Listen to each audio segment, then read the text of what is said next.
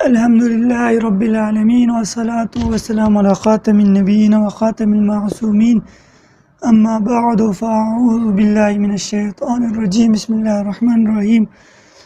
محترم سامعین کرام، آج سے ہم شروع کریں گے علیم، یعنی وہ صفت جو اللہ اور مخلوق میں مشترک ہے اور شرک نہیں۔ علیم اور علم غیب مصطفیٰ یا علم غیب انبیاء پر آج سے یہ نیا پلے لسٹ بنایا جائے گا۔ اس میں علم غیب کے متعلق جتنی آیات ہیں میرے علم میں تو وہ پیش کریں گے کتابوں سے۔ علیم اللہ عز و جل کا صفاتی نام ہے، علم اس مالک حقیقی کی صفت ہے۔ قرآن پاک میں اللہ تعالیٰ ارشاد فرماتا ہے آیت نمبر 1 وَاعْلَمُوا أَنَّ اللَّهَ بِكُلِّ شَيْءٍ عَلِيمٌ، اور جان لو بے شک اللہ ہر چیز کو جاننے والا ہے۔ آیت نمبر 2 وَهُوَ السَّمِيعُ الْعَلِيمُ، اور وہی ہے سنتا جانتا۔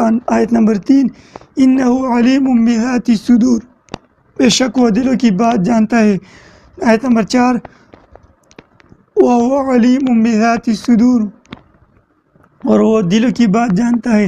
آیت نمبر 5 واللہ علیم بذات الصدور، اور اللہ دلوں کی بات جانتا ہے۔ سورۃ تغابن پہلا آیت سورہ حدید کا تھا۔ آیت نمبر 6 قل انما العلم عند اللہ، تم فرماؤ علم تو اللہ ہی کے پاس ہے۔ آیت نمبر 7 ان اللہ یعلم وانتم لا تعلمون، بے شک اللہ جانتا ہے اور تم نہیں جانتے۔ آیت نمبر 8 انک انت العلیم الحکیم، بے شک تو ہی علم و حکمت والا ہے۔ محترم سامعین کرام، ایسی مزید آیات سے واضح ہے کہ اللہ قدوس علیم ہے، علم اسی کے پاس ہے۔ اب دیکھنا یہ کہ اس علیم و خبیر قادر و مختار ذوالجلال کی عطا و بخشش پر کسی نے پہرے پڑھا رکھا ہے یا نہیں، ہرگز نہیں۔ جب یہ تسلیم ہے تو وہ مالک علم عظیم جسے چاہے اپنے قدرت سے علم علیم بنائے۔ چنانچہ اس کی عطائے جلیل کا برملا اظہار حضرت یوسف علیہ السلام یوں فرماتے ہیں انی حفیظ علیم، بے شک میں حفیظ اور علیم ہوں۔ دوسری آیت وَأَعْلَمُ مِنَ اللَّهِ مَا لَا تَعْلَمُونَ، اور مجھے اللہ کی وہ شے نہیں معلوم ہے جو تم نہیں جانتے۔ یہ حضرت یوسف علیہ السلام کے بارے میں تھے۔ آیت نمبر 3 قال الذی عنده علم من الکتاب، اس نے عرض کی جس کے پاس کتاب کا علم، تو یہ حضرت آصف بن برقیہ رضی اللہ تعالیٰ عنہ کے بارے میں تھا۔ آیت نمبر 4 وَعَلَّمَكَ مَا لَمْ تَكُنْ تَعْلَمْ، اور تمہیں سکھا دیا جو کچھ تم نہ جانتے تھے۔ حضور مبارک صلی اللہ علیہ وسلم کے بارے میں ان قرآنی آیات سے معلوم ہوا کہ اللہ تعالیٰ باوجود اپنے اس ارشاد کے کہ ان اللہ یعلم وانتم لا تعلمون، اللہ جانتا ہے تم نہیں جانتے، پھر بھی اپنے منتخب بندوں کو علوم و عرفان کی نعمت سے نوازتا ہے رہتا ہے، اور ذاتی طور پر مخلوق میں کوئی بھی فرد کچھ بھی نہیں جانتا۔ تاہم اگر وہ علیم و حکیم کسی کو علم و حکمت عطا فرمائے تو اس کی عطا کو ماننا شرک نہیں بلکہ عین ایمان ہے، انکار کفر ہے۔ کوئی شک نہیں کہ قرآن پاک میں بار بار اس بات کا ذکر ہے کہ اللہ تعالیٰ پوشیدہ امور اور چھپی ہوئی چیزوں کو جانتا ہے۔ ہمارا اس بات پر یقین کامل ہے، اور اگر وہ اپنے محبوب بندوں کو پوشیدہ امور یا چھپی ہوئی چیزوں کا علم عطا کرے تو بلا شبہ ہم اسے عطائی علم کو توحید کی روحی قرار دیں گے۔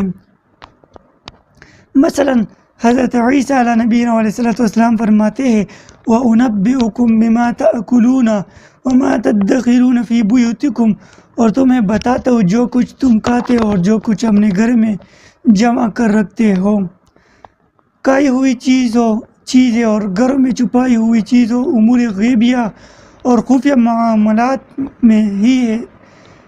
معاملات سے ہی متعلق ہے، لیکن حضرت عیسیٰ علیہ السلام برملا فرما رہے ہیں کہ میں تمہیں بتاتا ہوں جو کہتے ہو اور جو کچھ گھروں میں چھپاتے ہو۔ نیز یعلم ما یلج فی الارض سے ثابت ہوتا ہے کہ زمین امور کو اللہ جانتا ہے، زمین کے نیچے چھپی ہوئی چیزوں کا اسی کو علم ہے۔ ادھر حضرت عیسیٰ علیہ السلام زمین کے اندر چھپی ہوئی خزانوں کی خبر دے رہے ہیں، جیسے کہ قرآن پاک میں ہے وَأَمَّا الْجِدَارُ فَكَانَ لِغُلَامَيْنِ يَتِيمَيْنِ فِي الْمَدِينَةِ وَكَانَ تَحْتَهُ كَنْزٌ لَهُمَا، رہی وہ دیوار جو کہ شہر کے 2 یتیم لڑکوں کی تھی اور اس کے نیچے ان کا خزانہ تھا۔ یہ واقعہ پہلے گزر چکا ہے۔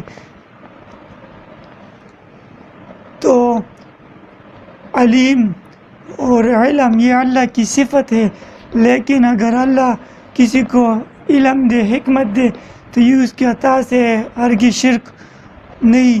اور انشاءاللہ اگلی ویڈیو میں بھی ہم اللہ تعالیٰ کے علم پر اور مسئلہ علم غیب پر، کچھ حضرت یوسف علیہ السلام کا علم مبارک اور حضرت یعقوب علیہ السلام کا علم مبارک قرآن کریم سے بیان کریں گے۔